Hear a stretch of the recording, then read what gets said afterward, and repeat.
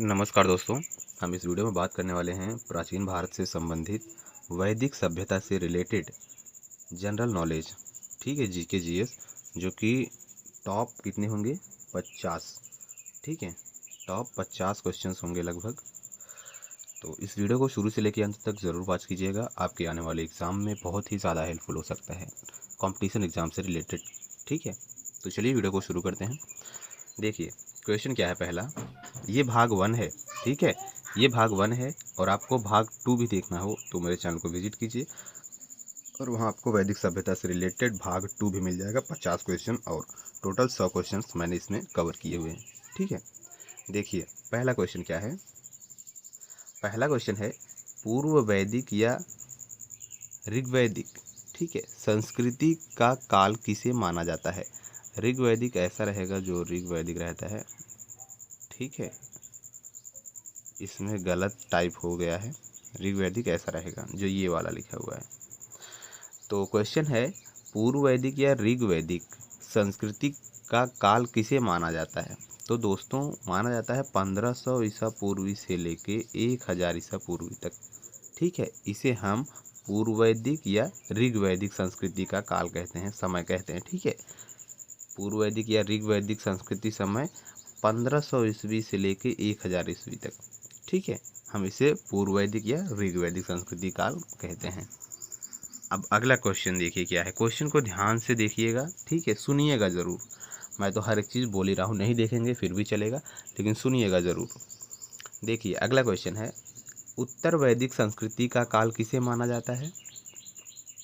उत्तर वैदिक संस्कृति का काल माना जाता है दोस्तों 1000 ईसा पूर्वी से लेकर 600 ईसा पूर्वी तक। ठीक है, 600 ईसा पूर्वी से लेकर 1000 ईसा पूर्वी तक उत्तर वैदिक संस्कृति काल माना जाता है, किसे कहा जाता है। ठीक है, अब अगला क्वेश्चन देखिए। अगला क्वेश्चन है आर्य शब्द का शाब्दिक अर्थ क्या है। आर्य शब्द का शाब्दिक अर्थ जो है वह है दोस्तों श्रेष्ठ या कुलीन।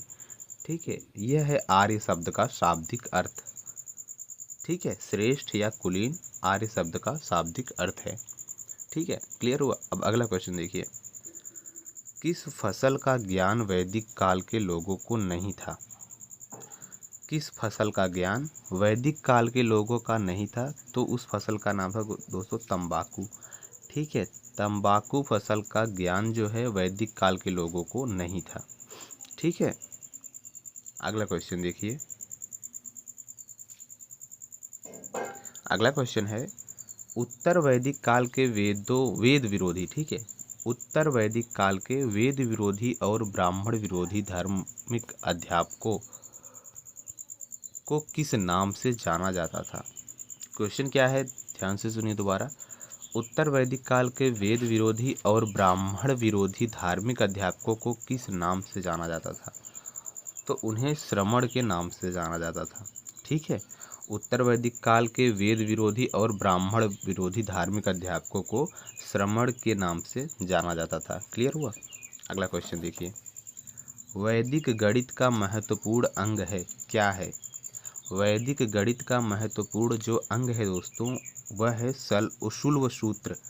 ठीक है, यदि आपको ऑप्शन में शुल्व सूत्र नजर आए तो यह करेक्ट कीजिएगा।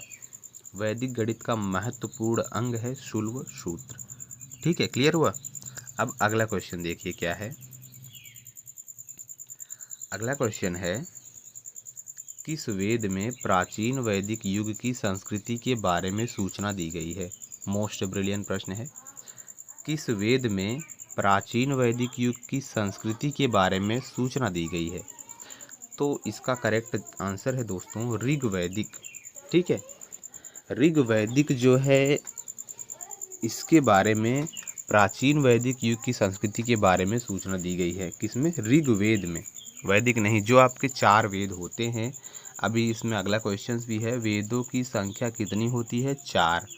आपको पता है कौन कौन सी है वो। ठीक है, तो जो प्राचीन वैदिक युग की संस्कृति के बारे में दिया गया है वह ऋग्वेद में दिया गया है। ठीक है, क्लियर हुआ। अब अगला क्वेश्चन देखिए क्या है। भारत के राजीच में प्रयुक्त होने वाले शब्द सत्यमेव जयते किस उपनिषद से लिए गए हैं। बहुत ही अच्छा सवाल है ये, ध्यान से सुनिएगा फिर से। भारत के राजीच में प्रयुक्त होने वाले शब्द हैं। यह जो सत्यमेव जयते है, यह राजीच में प्रयुक्त होने वाले शब्द हैं। यह किस उपनिषद से लिया गया है? तो यह लिया गया है दोस्तों मुंडक उपनिषद से। ठीक है, मुंडक उपनिषद से लिया गया है सत्यमेव जयते। ठीक है, क्लियर हुआ। अगला क्वेश्चन देखिए। ऋग्वैदिक आर्यों का मुख्य व्यवसाय क्या था? ऋग्वैदिक आपको पता है कैसा लिखा जाएगा, ऐसा करके। ठीक है, ऋग्वैदिक। तो इनका जो मुख्य व्यवसाय था ऋग्वैदिक आर्यों का, पशुपालन था। ठीक है, क्या था? पशुपालन। अगला क्वेश्चन देखिए। भारतीय संगीत का आदि ग्रंथ कहा जाता है? भारतीय संगीत का आदि ग्रंथ कहा जाता है, किसे कहा जाता है दोस्तों? सामवेद को।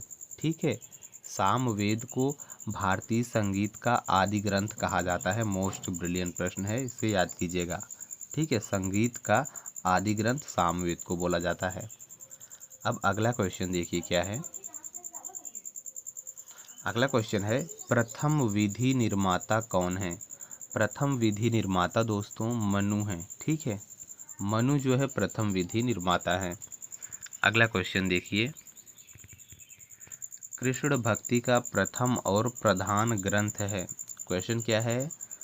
कृष्ण भक्ति का प्रथम और प्रधान ग्रंथ है, कौन सा ग्रंथ है प्रथम प्रधान ग्रंथ?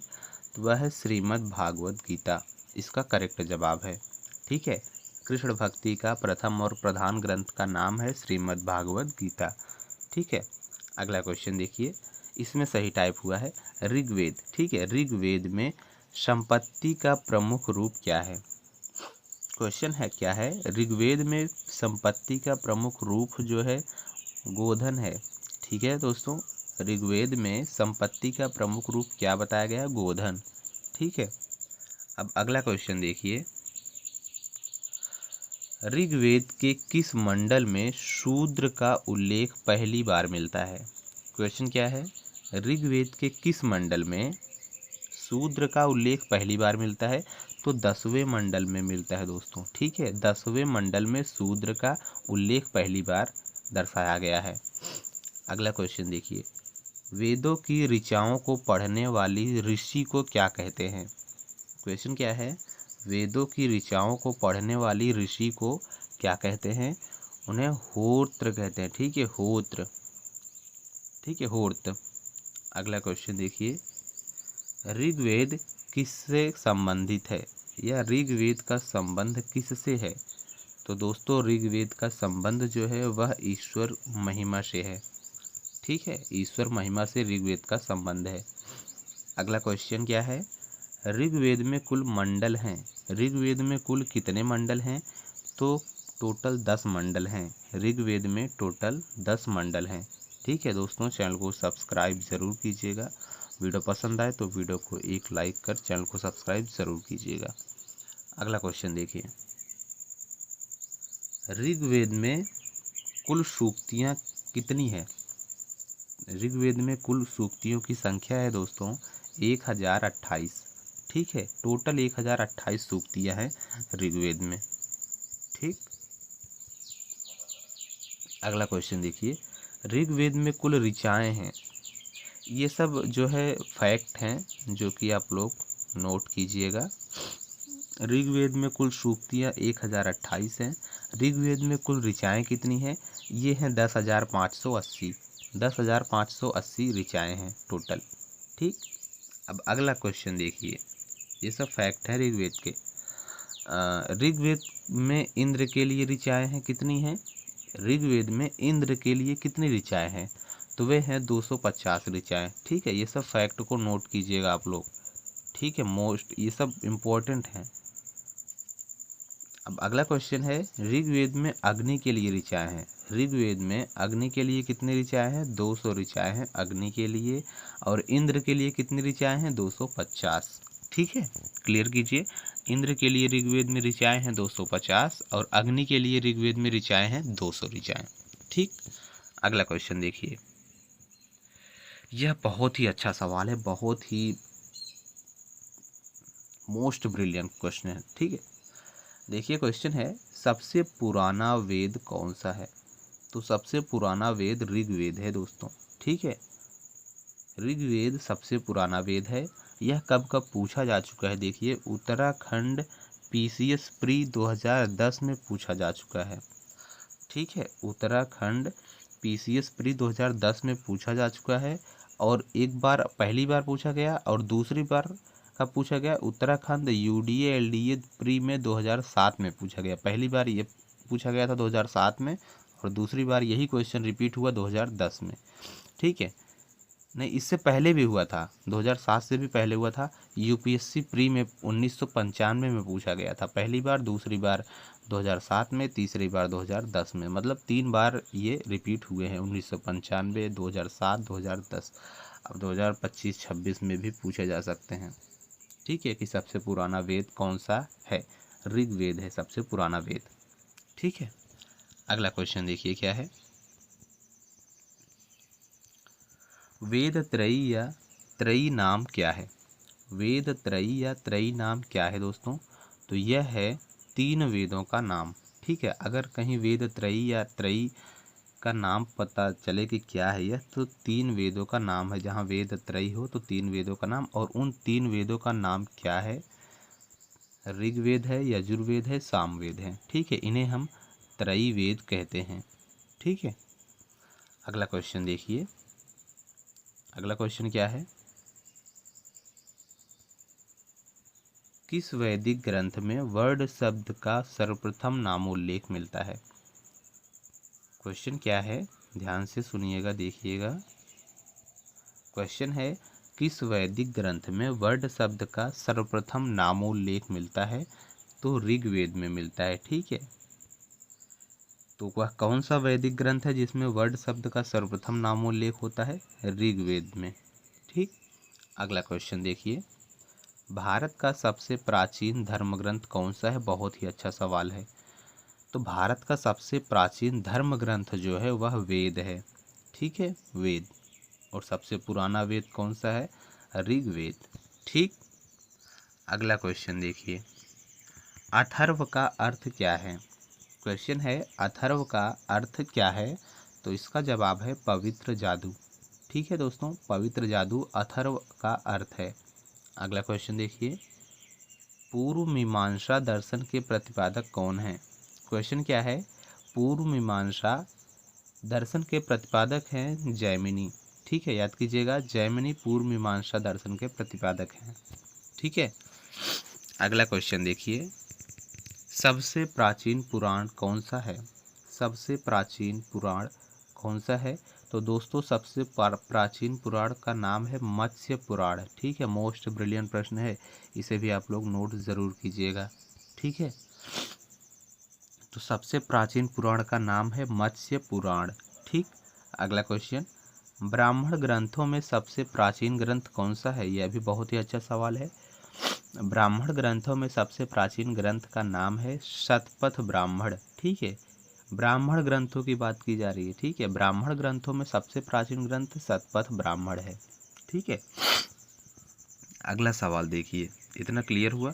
अब अगला क्वेश्चन है, वर्ण व्यवस्था से संबंधित पुरुष सूक्त मूलतः पाया जाता है। किस में पाया जाता है। जो वर्ण व्यवस्था से संबंधित पुरुष सूक्त मूलतः पाया जाता है वह दोस्तों ऋग्वेद में पाया जाता है। किसमें, ऋग्वेद में पुरुष सूक्त मूलतः पाया जाता है। ठीक है, अगला क्वेश्चन देखिए। गोपथ ब्राह्मण संबंधित है। तो दोस्तों गोपथ ब्राह्मण जो है वह अथर्ववेद से संबंधित है। ठीक है, अथर्ववेद से संबंधित है गोपथ ब्राह्मण। अगला सवाल देखिए, इतना क्लियर हो गया। अगला क्वेश्चन है, उपनिषदों का मुख्य विषय है। उपनिषदों का मुख्य विषय है दोस्तों दर्शन। ठीक है, दर्शन उपनिषदों का मुख्य विषय है। ठीक, अगला सवाल देखिए। नचिकेता आख्यान का उल्लेख मिलता है। नचिकेता आख्यान का उल्लेख मिलता है दोस्तों किसमें, कठोपनिषद में। ठीक है, कठोपनिषद में नचिकेता आख्यान का उल्लेख पाया जाता है। अब अगला सवाल ये भी बहुत ही अच्छा सवाल है। पुराणों की संख्या कितनी है। तो पुराणों की संख्या जो है दोस्तों वह है 18। कितनी? 18 है पुराणों की संख्या टोटल। अगला सवाल देखिए, वैदिक धर्म का मुख्य लक्षण किसकी उपासना से था? मोस्ट ब्रिलियंट प्रश्न है ये भी। वैदिक धर्म का मुख्य लक्षण जो है वह किसकी उपासना से था? वह था प्रकृति की उपासना से। ठीक है, वैदिक धर्म का मुख्य लक्षण प्रकृति की उपासना से था। अगला क्वेश्चन देखिए, किस देवता के लिए ऋग्वेद में पुरंदर शब्द का प्रयोग हुआ है? किस देवता के लिए ऋग्वेद में पुरंदर शब्द का उपयोग जो है इंद्र के लिए हुआ था दोस्तों। ठीक है, इंद्र के लिए पुरंदर शब्द का उपयोग हुआ था ऋग्वेद में। अब अगला सवाल देखिए, शूल व सूत्र किस विषय से संबंधित है? तो वह ज्यामिति विषय से संबंधित है। ठीक है, जो शूल व सूत्र है वह ज्यामिति विषय से संबंधित है।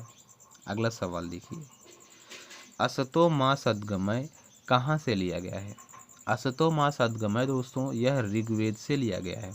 ठीक है, ऋग्वेद से असतो मा सद्गमय लिया गया है, इसे नोट कीजिएगा। ऊपर वाला प्रश्न, शूल व सूत्र किस विषय से संबंधित है? तो ज्यामिति से संबंधित है। ठीक है, अगला सवाल देखिए, आर्य भारत में बाहर से आए सर्वप्रथम कहाँ बसे थे? जो आर्य भारत में बाहर से लोग आए थे वे सर्वप्रथम कहाँ बसे थे? पंजाब में। ठीक है, पंजाब में बसे थे। अगला क्वेश्चन देखिए, ऋग्वेद का कौन सा मंडल पूर्णतः सोम को समर्पित है? ऋग्वेद का कौन सा मंडल जो है वह पूर्णतः सोम को समर्पित है? तो वह दोस्तों 9वां मंडल है। ठीक है, 9वां मंडल सोम को पूर्णतः समर्पित है। अगला सवाल देखिए, अगला सवाल है, प्रसिद्ध 10 राजाओं का युद्ध जिसे हम दसराज युद्ध कहते हैं वह किस नदी के तट पर लड़ा गया था? तो दोस्तों उस नदी का नाम था पुरशड़ी। ठीक है, पुरशड़ी। यहाँ पर अड़ा पर जो है बड़ी की मात्रा रहेगी। ठीक है, पुरशड़ी नदी के तट पर लड़ा गया था दसराज युद्ध। दसराज युद्ध का मतलब 10 राजाओं का युद्ध हुआ था वहाँ पर। अगला सवाल देखिए, धर्मशास्त्रों में भू राजस्व की दर क्या है? तो 1/6 है। ठीक है, धर्मशास्त्रों में जो भू राजस्व की दर है वह है 1/6। ठीक है, अगला क्वेश्चन देखिए क्या है। अगला सवाल है, 800 ईसा पूर्व से 600 ईसा पूर्व का काल किस युग से जुड़ा है? 800 ईसा पूर्व से 600 ईसा पूर्व काल का युग जो है वह ब्राह्मण युग से जुड़ा हुआ है दोस्तों। ठीक है, अगला सवाल देखिए। अगला सवाल है, आरंभिक वैदिक साहित्य में सर्वाधिक वर्णित नदी है। क्वेश्चन क्या है, आरंभिक वैदिक साहित्य में सर्वाधिक वर्णित नदी जो है वह सिंधु नदी है दोस्तों। ठीक है, सिंधु नदी वैदिक साहित्य में सर्वाधिक वर्णित नदी है। ठीक है, तो दोस्तों उम्मीद है वीडियो पसंद आई होगी।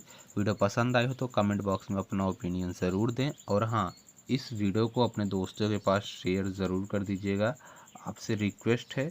और हाँ, चैनल को सब्सक्राइब कर लीजिए क्योंकि इस पर डेली आपको जनरल नॉलेज का एनालिसिस करने को मिलेगा कॉम्पिटिशन एग्ज़ाम से रिलेटेड। ठीक है, तो चैनल को सब्सक्राइब कीजिए, वीडियो को शेयर कीजिए। वीडियो पसंद आए तो वीडियो को एक लाइक ज़रूर कीजिएगा। धन्यवाद।